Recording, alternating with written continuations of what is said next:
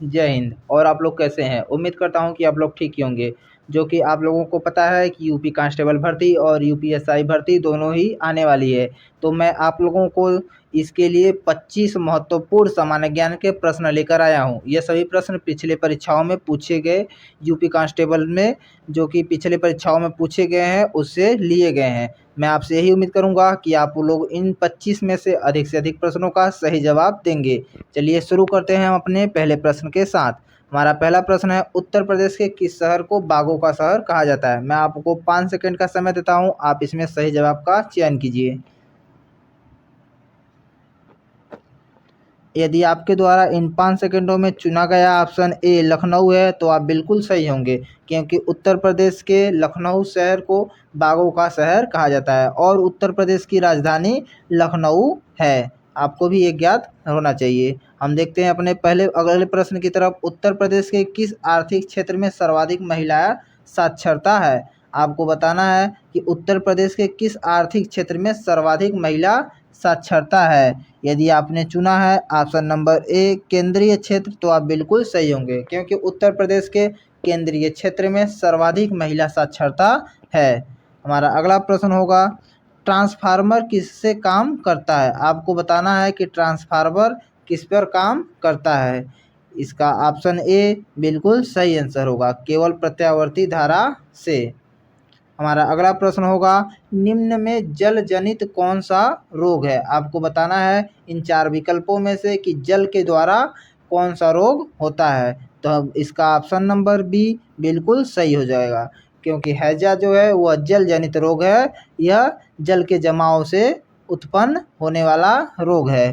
हमारा अगला प्रश्न होगा, निम्न में से किस एक में सर्वोच्च विशिष्ट ऊष्मा होती है? आपको बताना है कांच, तांबा, सीसा और जल, इसमें सर्वाधिक ऊष्मा किस में होती है? तो इसका सही जवाब हो जाएगा ऑप्शन नंबर सी जल। यहाँ पर हमारा गलत हो गया, जल नहीं, जाल नहीं जल होगा, जल।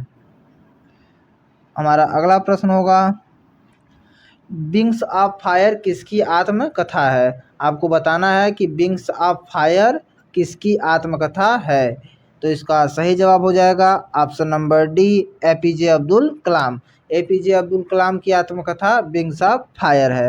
हमारा अगला प्रश्न होगा, निम्न में कौन सी शर्त भारत की नागरिकता प्रदान करने के लिए नहीं है?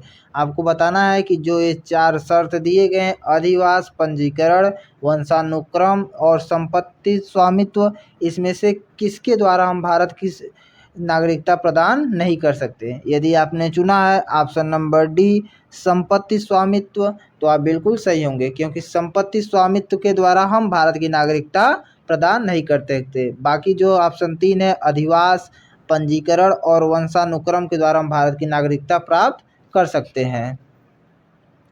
हमारा अगला प्रश्न होगा, भारतीय संविधान की किस अनुसूची में राजभाषा उल्लेखित है? हमको बताना है कि भारतीय संविधान की किस अनुसूची में राजभाषा का उल्लेख है।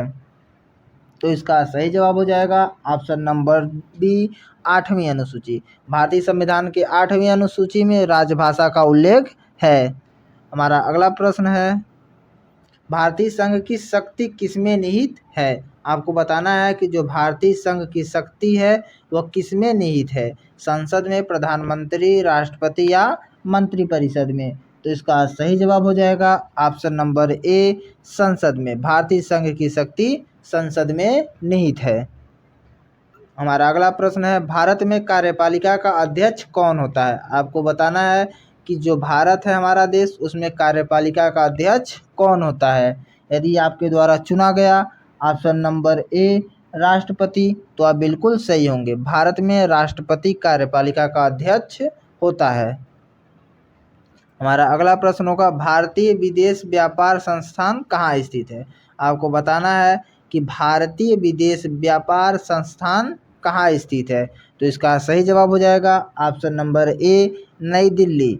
नई दिल्ली में भारतीय विदेश व्यापार संस्थान नई दिल्ली में स्थित है।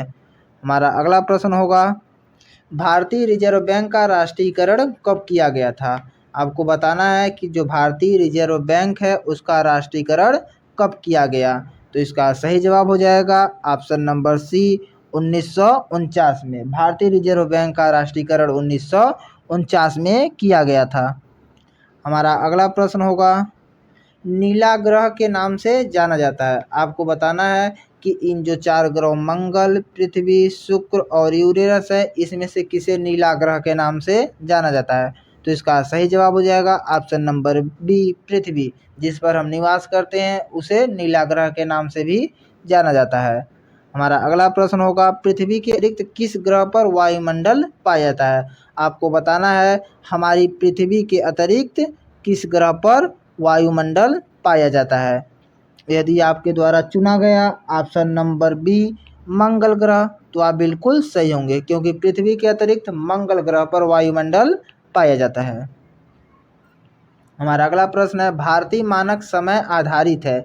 आपको बताना है जो भारतीय मानक समय रेखा है वह आधारित है 80 अंश पश्चिमी देशांतर, 80 अंश 30 डिग्री पूर्वी देशांतर या 82 अंश 30 डिग्री पश्चिमी देशांतर। यदि आपने चुना ऑप्शन नंबर डी 80 अंश 30 डिग्री पश्चिमी देशांतर, तो आप बिल्कुल सही होंगे, क्योंकि भारतीय मानक समय रेखा 82 अंश 30 डिग्री पश्चिमी देशांतर पर स्थित है। हमारा अगला प्रश्न होगा, लंदन किस नदी के किनारे स्थित है। आपको बताना है जो ब्रिटेन की राजधानी लंदन है वह किस नदी के किनारे स्थित है। यदि आपके द्वारा चुना गया ऑप्शन नंबर बी, टेम्स, तो आप बिल्कुल सही होंगे, क्योंकि लंदन टेम्स नदी के किनारे स्थित है। हमारा अगला प्रश्न होगा, यामिनी कृष्णमूर्ति किस नृत्य शैली के लिए विख्यात है। आपको बताना है यामिनी कृष्णमूर्ति किस नृत्य शैली के लिए विख्यात है।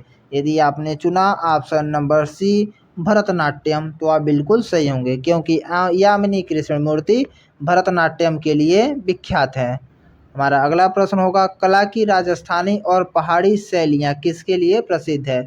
आपको बताना है कि कला की राजस्थानी और पहाड़ी शैलियाँ किसके लिए प्रसिद्ध है। तो इसका सही जवाब हो जाएगा ऑप्शन नंबर डी, चित्रकला। कला की राजस्थानी और पहाड़ी शैलियाँ चित्रकला के लिए प्रसिद्ध है। हमारा अगला प्रश्न होगा, मुद्रा राक्षस पुस्तक के लेखक कौन है। आपको बताना है कि मुद्रा राक्षस पुस्तक के लेखक कौन है। तो इसका सही जवाब हो जाएगा option number A, Vishakh Datta. Vishakh Datta Mudra Rakshasa पुस्तक के लेखक हैं। आपको बताना है हड़प नीति निम्न में से किसके द्वारा लागू किया गया था। तो इसका सही जवाब हो जाएगा option number C, Lord Dalhousie. जो है हड़प नीति लॉर्ड डलहौजी के शासनकाल में लागू किया गया था, उसके द्वारा। हमारा अगला प्रश्न होगा, सती प्रथा और ठगी प्रथा का अंत किसने किया। आपको बताना है कि जो सती प्रथा और ठगी प्रथा थी भारत में प्रचलित प्रथाएं, उसका अंत किसने किया।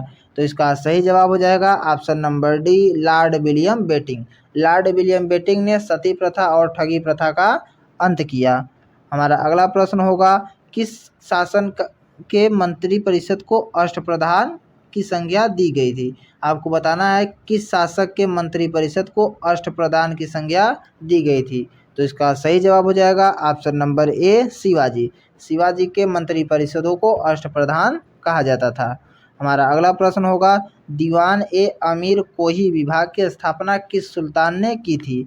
आपको बताना है दीवान ए अमीर कोही विभाग की स्थापना किस सुल्तान ने की थी। तो इसका सही जवाब हो जाएगा ऑप्शन नंबर ए, मोहम्मद बिन तुगलक ने। हमारा आखिरी क्वेश्चन होगा, अब मानव द्वारा सर्वप्रथम किस धातु का प्रयोग किया गया था। तो आप खुद ही जवाब दीजिएगा कमेंट बॉक्स में कि मानव द्वारा सर्वप्रथम किस धातु का प्रयोग किया गया था। ये आपके लिए HW होगा। आप ज़रूर बताइएगा आपने इस कोर्स में से कितने क्वेश्चनों को सही किया, और हमारे चैनल पे देखने के लिए चैनल को लाइक और सब्सक्राइब जरूर करिएगा।